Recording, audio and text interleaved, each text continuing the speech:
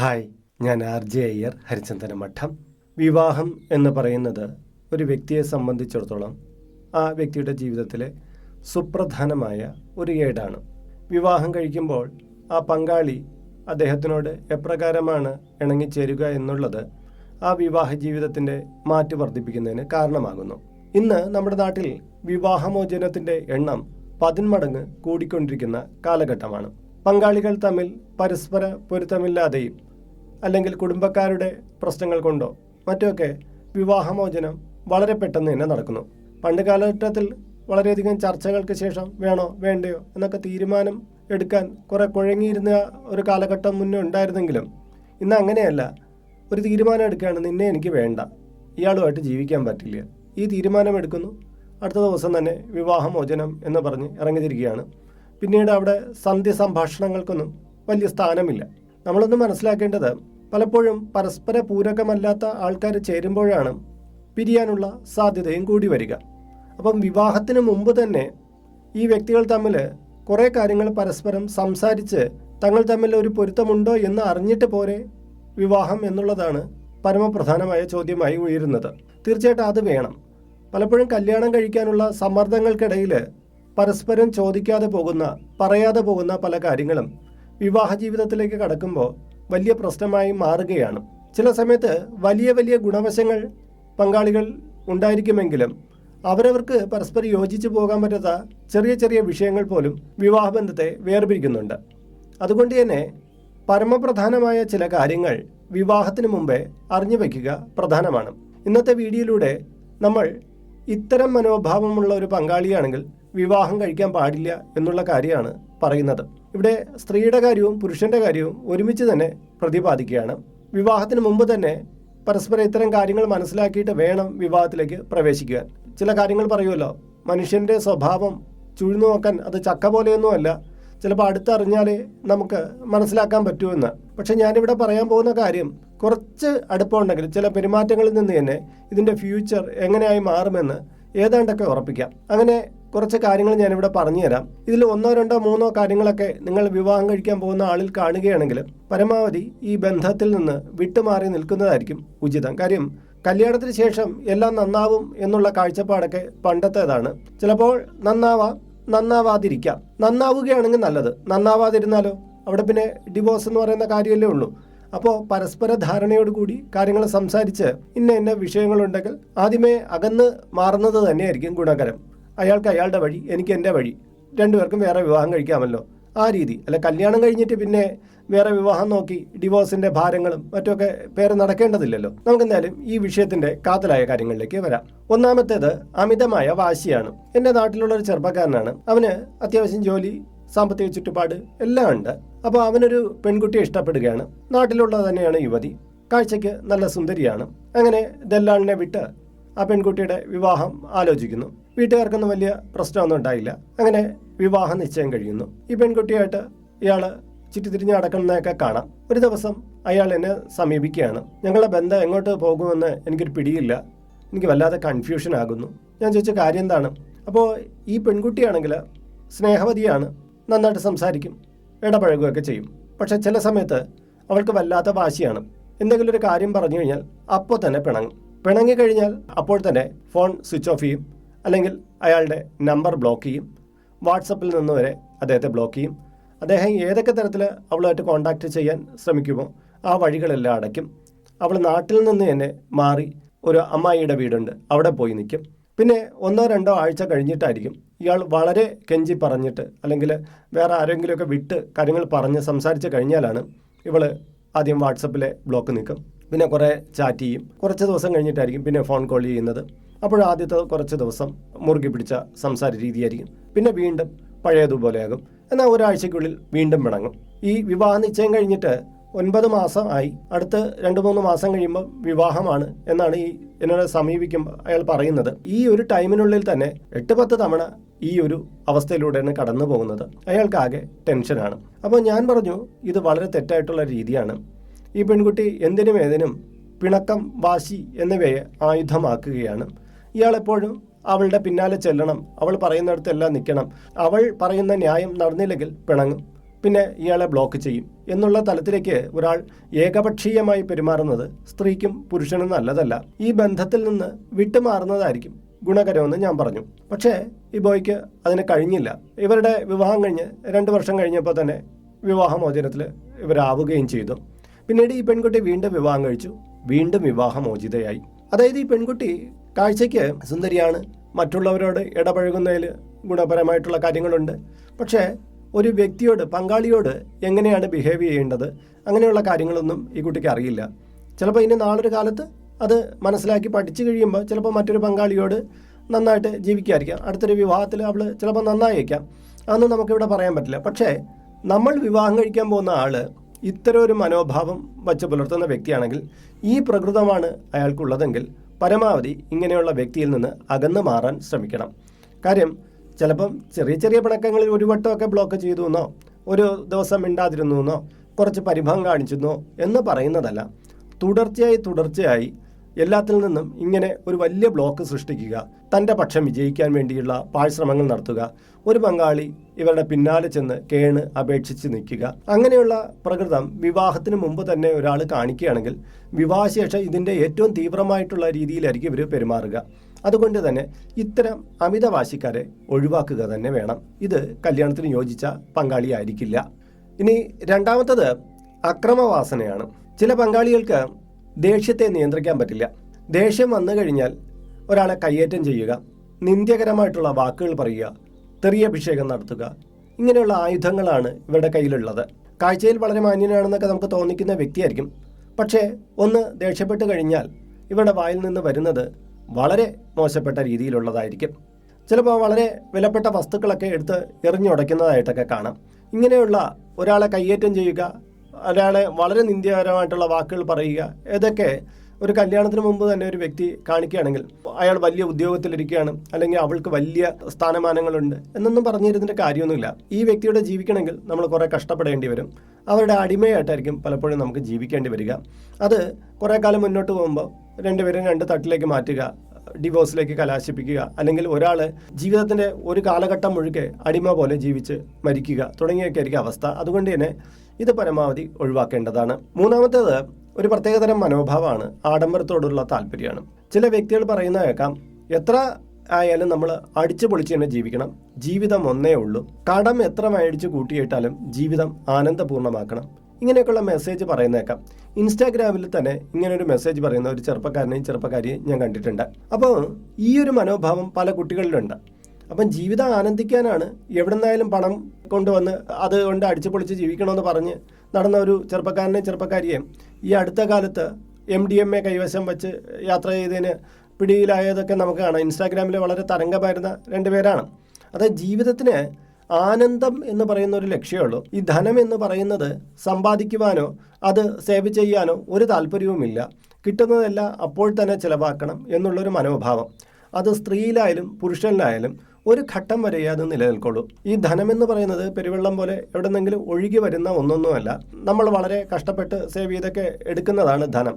അങ്ങനെ ഏതെങ്കിലും തരത്തിൽ ഒഴുക്കുവെള്ളം പോലെ ധനം വന്ന് കുന്നുകൂടി കിടക്കുന്ന ആരെങ്കിലും ഉണ്ടെങ്കിൽ അവർക്ക് ഈ പറഞ്ഞ പോലെ അടിച്ചു പൊളിക്കും. ധനത്തെ എങ്ങനെ വേണമെങ്കിലും കൈകാര്യം ചെയ്ത് ജീവിതം വളരെ കളർഫുള്ളാക്കാം. പക്ഷേ അതും തെറ്റാണ്. ജീവിതം എന്ന് പറയുന്നത് വെറും ആനന്ദത്തിന് മാത്രമല്ല, മറ്റുള്ളവരെ സഹായിക്കാൻ, മറ്റുള്ളവരെ കൈപിടിച്ച് രക്ഷിക്കാൻ, ജനസേവനം, സമൂഹ സേവനം, അങ്ങനെ പറഞ്ഞ കുറേ ലക്ഷ്യങ്ങളൊക്കെ ഉണ്ട് ഒരു വ്യക്തിക്ക്. പക്ഷേ കടം മേടിച്ചിട്ടായാലും ശരി അടിച്ചു പൊളിച്ച് ആനന്ദിച്ച് ജീവിക്കണമെന്ന് ഒരു പങ്കാളി എപ്പോഴും പറഞ്ഞുകൊണ്ടിരിക്കുകയാണെങ്കിൽ ഒന്ന് അലർട്ടായിരിക്കണം. കാര്യം എന്ന് പറഞ്ഞാൽ ഈ വ്യക്തി അത്ര ലക്ഷ്യബോധമുള്ള ആളായിരിക്കുകയില്ല. ഇയാളോടൊപ്പമുള്ള ജീവിതം ചിലപ്പോൾ ഒരു ഘട്ടം കഴിഞ്ഞാൽ നിങ്ങൾക്ക് ഒരു വലിയ മഹാമേരു പോലെ ആയി മാറും. അതുകൊണ്ട് തന്നെ ഇത്തരം വ്യക്തികളിൽ നിന്ന് പരമാവധി അകന്നു നിൽക്കുന്നതായിരിക്കും ഏറെ ഗുണകരം. നാലാമത്തത് സ്ത്രീധനത്തോട് അമിതമായ ആസക്തി പുലർത്തുന്നത്. ഇത് പൊതുവിലെ പുരുഷന്മാരെ സംബന്ധിച്ച് പറയുന്ന കാര്യമാണ്. ഇന്ന് പണ്ടത്തെ പോലെ സ്ത്രീധനം നേരിട്ട് ചോദിച്ച് വാങ്ങുന്ന ശീലമൊന്നും ഇല്ലെങ്കിലും അത് ഇൻഡയറക്റ്റായിട്ട് സ്ത്രീധനം ചോദിക്കുന്ന ഒരു സമ്പ്രദായം ഇന്ന് നിലവിലുണ്ട് എന്നുള്ളതാണ്. അപ്പോൾ ചില വ്യക്തികൾക്ക് ഈ സ്ത്രീധനം പോരാ എന്നുള്ള ലെവലിലായിരിക്കും. ചില വ്യക്തികൾക്കായിട്ട് ആ പുരുഷന് കല്യാണം നടത്തണമെങ്കിൽ പെണ്ണിൻ്റെ ഭാഗത്തു നിന്ന് കിട്ടുന്ന ധനം ഉപയോഗിച്ചിട്ട് വേണം അവൻ്റെ കാര്യങ്ങളെല്ലാം നടത്താൻ എന്നുള്ളൊരു അവസ്ഥ പോലും കാണുന്നുണ്ട്. കല്യാണത്തിന് മുമ്പേ കുറേ കാശൊക്കെ മേടിക്കുന്നതായിട്ട് കണ്ടിട്ടുണ്ട്.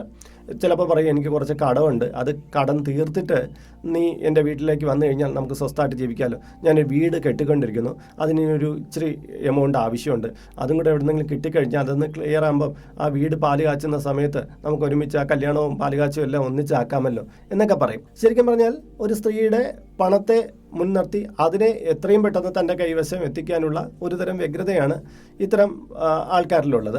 ഒരു തരത്തിൽ പറഞ്ഞാൽ ഇത് തികച്ചും തെറ്റായിട്ടുള്ള മനോഭാവമാണ്. ഈ സ്ത്രീയുടെ തന്നെ ധനത്തെ കാംക്ഷിച്ചുകൊണ്ട് പറയുമ്പോൾ അവളെ തൻ്റെ ധനമാർഗമായിട്ട് പുരുഷൻ ഉപയോഗിക്കുന്നതിൻ്റെ ആ പഴയകാല ചിത്രം തന്നെയാണ് ഇവിടെ തെളിയുന്നത്. എന്നാൽ സ്ത്രീയുടെ പക്ഷത്ത് നിന്ന് പുരുഷൻ്റെ ഭാഗത്തും അവൻ്റെ ജോലിയും അവൻ്റെ പദവിയും എല്ലാം നോക്കുന്നുണ്ട് എന്നുള്ള മറ്റൊരു അഭിപ്രായം ഇവിടെ ഉയർന്നു വന്നേക്കാം. എങ്കിലും ഒരു പങ്കാളിയെ കണ്ടെത്തുമ്പോൾ എന്തിലും ഉപരി അവളുടെ ധനമാണ് തൻ്റെ പ്രധാന ലക്ഷ്യമെന്ന് പറഞ്ഞ് ഒരാൾ വരികയാണെങ്കിൽ അയാളിൽ നിന്ന് മാറി നിൽക്കുന്നതായിരിക്കും നല്ലത്. ഒരു പങ്കാളി എന്നുള്ള നിലയിൽ അവൾക്ക് എന്തുണ്ടെങ്കിലും അതായിക്കോട്ടെ, കുഴപ്പമില്ല, നമുക്ക് ജീവിക്കാനുള്ള വകുപ്പുണ്ട്, നിൻ്റെ അച്ഛൻ ഗിഫ്റ്റായിട്ട് തന്നെങ്കിൽ നിൻ്റെ ഭാവിയിലുള്ള കാര്യം, നിനക്കുള്ള കാര്യം എന്നുള്ള രീതിയിലാണ് അയാൾ ഒരു താല്പര്യം എടുക്കുന്നെങ്കിൽ അത് ഉത്തമമായ കാര്യമാണ്. പക്ഷേ അവിടെ നിന്ന് കിട്ടേണ്ടുന്നതിനെക്കുറിച്ച് ആർത്തിയോടുകൂടിയാണ് ഇയാൾ സംസാരിച്ചുകൊണ്ടിരിക്കുന്നതെങ്കിൽ തികച്ചും ഒഴിവാക്കപ്പെടേണ്ട വ്യക്തിത്വമായിരിക്കും. ഇനി അഞ്ചാമത്തെ കാര്യം, നമുക്കൊരിക്കലും പ്രാപ്യമല്ലാത്ത സ്വപ്നം കാണുന്ന വ്യക്തി. വിവാഹ നിശ്ചയമൊക്കെ കഴിഞ്ഞ് അല്ലെങ്കിൽ രണ്ടുപേരും തമ്മിൽ പരസ്പര ധാരണയിലേക്ക് എത്തി വിവാഹം കഴിക്കാം എന്നൊക്കെയുള്ള തീരുമാനം, അത് ലവ് ആവട്ടെ, എൻഗേജ്മെൻ്റ് ആവട്ടെ, എന്താവട്ടെ, അങ്ങനെ മുന്നോട്ട് പോകുമ്പം തൻ്റെ പങ്കാളിക്ക് ഒരിക്കലും നടക്കാത്ത ചില കാര്യങ്ങളെക്കുറിച്ച് ഇങ്ങനെ ദീർഘമായ സ്വപ്നങ്ങൾ പറയുക. അതായത് ഒരു ചെറുപ്പക്കാരൻ, അവന് കൃഷി ചെയ്ത് നാട്ടിൽ ജീവിക്കണമെന്നാണ് ആഗ്രഹം. അവൻ്റെ കൃഷിപ്പണി, അവൻ്റെ മറ്റുള്ള കാര്യങ്ങളെല്ലാം നോക്കി നടത്തി അങ്ങനെ പോകണമെന്നാണ് ആഗ്രഹം. പക്ഷേ അവൻ്റെ പ്രണയിനിയായിട്ടുള്ള പെൺകുട്ടി പറയുന്നത് തനിക്ക് യൂറോപ്യൻ രാജ്യങ്ങളിൽ സന്ദർശിക്കണം, അവിടെ ജീവിക്കണം, അവിടെ ജീവിതം മെച്ചപ്പെടുത്തി മുന്നോട്ട് പോകണം എന്നുള്ളതാണ്. അപ്പോൾ ഇവൻ പ്രണയം ആയതുകൊണ്ട് അവൻ അവളുടെ കാര്യങ്ങളെല്ലാം മൂളി കേൾക്കുന്നുണ്ടെങ്കിലും പക്ഷേ ഇവനൊരിക്കലും ഈ കൃഷിയും ഇവൻ്റെ നാടും വീടും വിട്ടു പോകാനുള്ള ആഗ്രഹമൊന്നുമില്ല. ഈ പ്രണയിനിക്കാവട്ടെ വിദേശ രാജ്യത്തോടാണ് താല്പര്യം. ഇത് പലപ്പോഴും ഇവർ തമ്മിലുള്ള സ്വരച്ചേർച്ചയില്ലായ്മയ്ക്ക് കാരണമാകും. കാര്യം ഇയാളുടെ ചിന്താഗതിയിൽ ഈ തൻ്റെ കുടുംബത്തിനോട് ചേർന്ന് അവിടുത്തെ കൃഷി കാര്യങ്ങളിലെല്ലാം നോക്കി ജീവിക്കുന്ന ഒരു പെൺകുട്ടിയാണ് താല്പര്യം. പക്ഷേ പ്രണയിച്ചു പോയി എന്നുള്ളത് കൊണ്ട് മാത്രം അയാൾ ഈ ടൈമിൽ യെസ് പറയുന്നു. നാളെ വിവാഹം കഴിഞ്ഞതിന് ശേഷം ഇയാൾ മിക്കവാറും പറയും നീ ഒരിടത്തും പോണ്ട, നീ ഇവിടെയൊക്കെ തന്നെ കഴിഞ്ഞാൽ മതി എന്ന് പറയും. അപ്പോൾ ആ പെൺകുട്ടിക്കാണെങ്കിലോ വിദേശ രാജ്യങ്ങളുമായിട്ടുള്ള ആ സ്വപ്നം അവൾ അങ്ങനെ പേറി നടക്കുകയാണ്. ഒന്നുകിൽ ആ സ്വപ്നം അവൾ ഉപേക്ഷിക്കേണ്ടി വരും. അങ്ങനെ ഉപേക്ഷിച്ച് കഴിഞ്ഞാൽ ചിലപ്പോൾ ഇങ്ങനെ ഇയാളോടൊപ്പം ജീവിക്കാം. പക്ഷേ അവൾക്ക് സ്വപ്നത്തെ ഉപേക്ഷിക്കാൻ കഴിയാതെ വന്നു കഴിഞ്ഞാൽ ഇയാളോടൊപ്പം ഉള്ള ജീവിതം ദുസ്സഹമാവും. പതിയെ ഇവള് ഈ ജീവിതം മടുക്കും.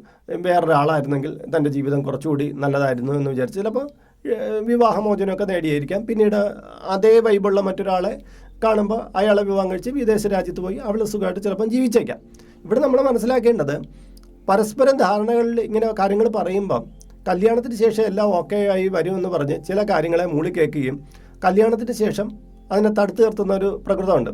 ചിലപ്പോൾ ചില പെൺകുട്ടികൾ എനിക്ക് കല്യാണത്തിന് ശേഷം പഠിക്കണം, ഈ ചെറുപ്പക്കാരൻ വിവാഹം കഴിക്കാൻ വേണ്ടി പഠിക്കാൻ നീ വന്നു കഴിഞ്ഞാൽ മതി, ഞാൻ പഠിപ്പിക്കാം എന്ന് പറയും. കല്യാണത്തിന് ശേഷം എനിക്ക് ജോലിക്ക് പോകണം എന്ന് ആഗ്രഹമുള്ള പെൺകുട്ടിയാണ്. പുരുഷനാണെങ്കിൽ പെൺകുട്ടിക്ക് ജോലിക്ക് പോകുന്നതിന് ഒരു താല്പര്യമില്ല. അപ്പോഴവൻ പറയും ശരി നീ വന്നോ, കുഴപ്പമൊന്നുമില്ല, എൻ്റെ വീട്ടിൽ എൻ്റെ ചേട്ടത്തിയമ്മ എല്ലാം ജോലിക്ക് പോകുന്നുണ്ട്, നിനക്കും പോകാൻ ജോലിക്കുന്നു. പക്ഷേ കല്യാണം കഴിഞ്ഞ് വന്നതിന് ശേഷം ഇയാൾ സമ്മതിക്കില്ല. നീ ഒരിടത്തും പോകണ്ട, ഇവിടെ അങ്ങനത്തെ ശീലമൊന്നുമില്ല, നീ ഇവിടെ തന്നെ വീട്ടിൽ തന്നെ നിന്നാൽ മതി, നീ പഠിക്കേണ്ട, നീ ജോലിക്ക് പോകണ്ട എന്നൊക്കെ പറഞ്ഞാൽ ഈ പെൺകുട്ടിക്ക് അതുവരെ പഠിച്ച് ഒരു സ്വപ്നം കണ്ട് അങ്ങനെ ജീവിക്കുന്ന ഒരു പെൺകുട്ടിക്ക് ചിലപ്പോൾ വല്ലാത്തൊരു ആഘാതമായി മാറും. അതുകൊണ്ട് തന്നെ ഇത്തരം കാര്യങ്ങൾ മുന്നേ കൂട്ടി മനസ്സിലാക്കണം, തുറന്ന് തന്നെ പറഞ്ഞ് പരസ്പര ധാരണയിലെത്തണം. ഇല്ലെങ്കിൽ ഇതും വിവാഹമോചനത്തിന് കാരണമായി തീർന്നേക്കാം. ആറാമത്തത് അടുക്കും ചിട്ടയും ഇല്ലാത്ത ജീവിതം എന്നുള്ളതാണ്. ജീവിതത്തിന് ഒരു അടുക്കും ചിട്ടയും വേണമെന്നുള്ളത് പ്രധാന കാര്യമാണ്. പ്രത്യേകിച്ച് കല്യാണ ജീവിതത്തിലേക്ക് വരുമ്പം സ്ത്രീയും പുരുഷനും അവരവരുടേതായ ജീവിതത്തിൻ്റെ ഒരു അടുക്കും ചിട്ടയും കാണിച്ചില്ലെങ്കിൽ അവിടെ ജീവിതം ആകെ കുഴഞ്ഞു മറിഞ്ഞ പോലെ ആയിപ്പോവും. ചില വ്യക്തികളിലാകട്ടെ ലഹരി വസ്തുക്കളോടുള്ള താല്പര്യം, മദ്യാസക്തി, അങ്ങനെയൊക്കെയുള്ള കാര്യങ്ങളുണ്ടാവും. കല്യാണത്തിന് മുമ്പ് പരിചയപ്പെടുമ്പം പെൺകുട്ടി ചോദിക്കുകയാണ് നിങ്ങൾ എങ്ങനത്തെ ആളാണെന്ന് ചോദിക്കുമ്പോൾ അയാൾ പറയുകയാണ് ഞാൻ ലൈറ്റ് ഡ്രിങ്കറാണ്. അപ്പോൾ പെൺകുട്ടി വിചാരിക്കും ഓ ലൈറ്റ് ഡ്രിങ്കർ അല്ലല്ലോ, ഇടയ്ക്കിടയ്ക്ക് ഇച്ചിരിയൊക്കെ മദ്യപിക്കാത്ത ആരാണ് എന്നൊക്കെയുള്ള ഒരു ചിന്താഗതിയായിരിക്കും. അവളുടെ കൂട്ടുകാരെ എടുത്ത് പറയും എൻ്റെ ചേട്ടനും മദ്യപിക്കാറുണ്ട്, അങ്ങനെയൊക്കെ പറഞ്ഞ് ചെറിയ രീതിയിൽ അതിനെ കളയാൻ ശ്രമിക്കും. പക്ഷെ നമ്മളൊന്ന് മനസ്സിലാക്കണം, ഈ ലൈറ്റ് ഡ്രിങ്കർ എന്ന് പറയുന്ന കാര്യം തന്നെയാണ് പിന്നീട് മുഴുക്കുടിയനായി മാറുന്നത്. ഏതൊരു മുഴുക്കുടിയൻ്റെയും മുൻ കാലഘട്ടത്തിൽ ഒരു ലൈറ്റ് ഡ്രിങ്കർ തന്നെയായിരുന്നു അയാൾ. ഒരു ദിവസം മുഴുക്കെ കുടിച്ചു അയാൾ ഒരു മുഴുക്കുടിയനായി മാറുകയല്ല ഉണ്ടായത്. പതിയെ ഇതിൻ്റെ അളവ് കൂടി ശരീരത്തിൽ ആൽക്കഹോളിൻ്റെ കൂടുതൽ ആവശ്യകത തോന്നി തുടങ്ങുമ്പോൾ കൂടുതലായിട്ട് മദ്യപിക്കും. അതുപോലെ തന്നെ പലതരം ലഹരി വസ്തുക്കൾ, ചില ലഹരി വസ്തുക്കളിലൊക്കെ നമ്മൾ അഡിക്റ്റായി പോയി കഴിഞ്ഞാൽ കല്യാണം കഴിഞ്ഞാലും മാറാൻ പറ്റില്ല, ജീവിതത്തിൻ്റെ എൻഡ് വരെ ചെന്നാൽ ഇത് മാറാൻ പറ്റാത്ത തരത്തിൽ അത്ര രാസലഹരികളുണ്ട്. അതൊക്കെ ശരീരത്തിൽ പിടിച്ചേക്കും. അപ്പോൾ ഞാൻ കല്യാണം കഴിച്ചിട്ട് ഇയാളെ മാറ്റിക്കളയാം എന്നുള്ള രീതിയിൽ ചിലർ ഇതിനൊക്കെ കണ്ണടച്ചങ്ങ് വിട്ടുകളയും. പക്ഷേ അത് കല്യാണ ജീവിതത്തിൽ വളരെയധികം പ്രയാസം ഉണ്ടാക്കുകയും പിന്നീട് അവർ തമ്മിലുള്ള ബന്ധം വളരെ ദുരന്തകരമായിട്ട് മാറാനും സാധ്യതയുണ്ട്. അതുകൊണ്ട് തന്നെ ലൈറ്റ് ഡ്രിങ്കറായിട്ടുള്ളൊരു വ്യക്തിയെയും മദ്യപിക്കുന്ന ഒരാളായിട്ടുള്ള വ്യക്തിയെ നിങ്ങൾക്ക് ജീവിതത്തിൽ അക്സെപ്റ്റ് ചെയ്യാൻ പറ്റുമെങ്കിൽ തീർച്ചയായിട്ടും യാതൊരു കുഴപ്പമില്ല. ചിലപ്പം പങ്കാളിക്ക് പരസ്പരം തന്നെ രണ്ടുപേർക്ക് ഇരുന്ന് ഒരുമിച്ച് മദ്യപിക്കണമെന്നൊക്കെ താല്പര്യം ഉണ്ടാകും. അങ്ങനെയുള്ളവർക്കാണെങ്കിൽ അതൊന്നും ഒരു പ്രശ്നമില്ല. പക്ഷേ തൻ്റെ പങ്കാളി എൻ്റെ കല്യാണത്തിന് ശേഷം ഇനി മദ്യപിക്കാൻ പാടില്ല, വേറൊന്നും ചെയ്യാൻ പാടില്ല എന്നൊക്കെ ഒരു പെൺകുട്ടി വിചാരിക്കുകയാണെങ്കിൽ ഒരു ലൈറ്റ് ഡ്രിങ്കറായിട്ടുള്ളൊരു വ്യക്തി ചിലപ്പോൾ വലിയ കുടിയനായി മാറാം എന്നുള്ളൊരു സാധ്യതയും കൂടെ എടുക്കണം. കുറേ പേര് അങ്ങനെ ചിലപ്പം കല്യാണത്തിന് ശേഷം കുടിക്കുകയില്ല എന്നുള്ള തീരുമാനമൊക്കെ ഉണ്ടായേക്കാം. ശരി, എന്നാലും നമ്മൾ ഒരു സാധ്യത വയ്ക്കേണ്ടത് ഇയാളിപ്പം മദ്യം എന്ന് പറയുന്ന ആ വിഷയത്തിൽ ഇയാളിപ്പം ഇടയ്ക്കിടയ്ക്ക് ചെയ്യുന്നുണ്ട്, അയാൾക്ക് അതിനോട് അത് ബോറാണെന്നുള്ള ചിന്തയില്ല, അതുകൊണ്ടാണ് ഇടയ്ക്കിടയ്ക്ക് ഇപ്പോഴും ചെയ്തുകൊണ്ടിരിക്കുന്നത്. അപ്പോൾ അയാൾക്ക് വേണമെങ്കിൽ കല്യാണത്തിന് ശേഷം അത് തുടരാവുന്നതേ ഉള്ളൂ. അതുകൊണ്ട് തന്നെ നമ്മൾ ഇതിനെക്കുറിച്ച് കൃത്യമായിട്ട് മനസ്സിലാക്കിയിട്ട് വേണം ഈ ബന്ധം മുന്നോട്ട് കൊണ്ടുപോകാൻ. ഇനി അടുത്തതെന്ന് പറഞ്ഞാൽ നിരന്തരമായിട്ട് കളവ് പറയുന്ന വ്യക്തിയാണ്. ഇത് സ്ത്രീയിലും ഉണ്ട് പുരുഷനിലും ഉണ്ട്. നമ്മൾ വിളിച്ചിട്ട് എവിടെ നിൽക്കുന്നു എന്ന് ചോദിക്കുമ്പോൾ ഒരു സ്ഥലം പറയും, പിന്നീട് നമ്മൾ അന്വേഷിക്കുമ്പോൾ ഇയാൾ വേറെ സ്ഥലത്താണ് നിൽക്കുന്നത്. ഒരു കാര്യം എന്ത് ചെയ്യണമെന്ന് ചോദിക്കുമ്പം ഒരു കാര്യം പറയും, നമ്മൾ പിന്നീട് എപ്പോഴെങ്കിലും മനസ്സിലാക്കുന്നത് ഇയാൾ ആ സമയത്ത് ചെയ്തുകൊണ്ടിരുന്ന വേറൊരു കാര്യം. ഇങ്ങനെ വിശ്വാസയോഗ്യമല്ലാതെ കളവുകൾ പറയുക, കളവായിട്ടുള്ള വാക്കുകൾ പറയുക, കളവായിട്ടുള്ള പൊസിഷനെ കുറിച്ച് പറയുക, ഒരു ജോലിയെക്കുറിച്ച് പറയുകയാണ്, ഞാൻ ഇന്ന ജോലിയിലാണ് നിൽക്കുന്നതെന്ന് പറയും. എന്നാൽ നമ്മളൊന്ന് അന്വേഷിച്ചെല്ലാം പറയും അത് അന്ന് വരെ ഞാൻ ആ ജോലിയായിരുന്നു, ഇപ്പം ഞാൻ വേറൊരു ജോലിയാണ് ചെയ്യുന്നത്. ഇങ്ങനെ വാക്കുകൾ മാറ്റി പറഞ്ഞ് കളവ് പറഞ്ഞുകൊണ്ടിരിക്കുന്ന വ്യക്തി ഒരു തരം കള്ളത്തരം ജീവിതത്തിൽ കാണിക്കാനുള്ള സാധ്യത കൂടുതലാണ്. ചിലപ്പോൾ അയാളുടെ സാഹചര്യമോ അയാളുടെ വേറെ എന്തെങ്കിലുമൊക്കെ കാരണം കൊണ്ടായിരിക്കും ഇത്തരം കളവുകളൊക്കെ പറയുന്നത്. പക്ഷേ ഈ വ്യക്തി കളവ് പറയാൻ ശീലിച്ച ഒരാളാണ്. അതുകൊണ്ട് തന്നെ ക്യാരക്ടറിൽ അതിൻ്റേതായ കുഴപ്പങ്ങളുണ്ടായി വരും. അപ്പോൾ ഒരു വിവാഹ ജീവിതത്തിലേക്ക് കടക്കുമ്പോൾ ഇയാളുടെ കളവ്, അത് സ്ത്രീയോ പുരുഷനാവട്ടെ, കൂടുതലായിട്ട് കള്ളം പറയുന്ന വ്യക്തിയാണെങ്കിൽ ആ ക്യാരക്ടർ ശുദ്ധമല്ല എന്നുള്ളൊരു ഉറപ്പ് നിങ്ങൾക്ക് അവിടെ നിന്ന് കിട്ടുകയാണ്. ഇനി അടുത്തതെന്ന് പറഞ്ഞാൽ നിങ്ങളുടെ ഇഷ്ടങ്ങൾക്ക് പ്രാധാന്യം നൽകാത്ത വ്യക്തിയാണ്. ചില വ്യക്തികളുണ്ട്, ഞാൻ പറയുന്നത് കേൾക്കാവൂ, നീ പറയുന്നതെല്ലാം വാല്യൂ ഇല്ലാത്തതാണ്. അത് ഇപ്പോൾ ഒരു പബ്ലിക് പ്ലേസിലായാലും ശരി, തൻ്റെ ഭാഗം മാത്രം ഉയർത്തിക്കാട്ടി പറയുന്നത് നമ്മൾ അങ്ങ് താണ് കൊടുക്കണം. എവിടെ ചെന്നാലും അയാൾ ചിലപ്പം കോമഡി പറഞ്ഞാൽ നമ്മൾ ചിരിക്കണം, അയാൾ പറയുന്നതാണ് എല്ലാം എന്നുള്ള രീതിയിൽ പെരുമാറ്റം കാഴ്ചവെക്കുന്ന ചില വ്യക്തികളുണ്ട്. അത് ഒരു കുടുംബജീവിതത്തിലേക്ക് കടക്കുമ്പോൾ വളരെയധികം പ്രയാസം ഉണ്ടാക്കുന്നതാണ്.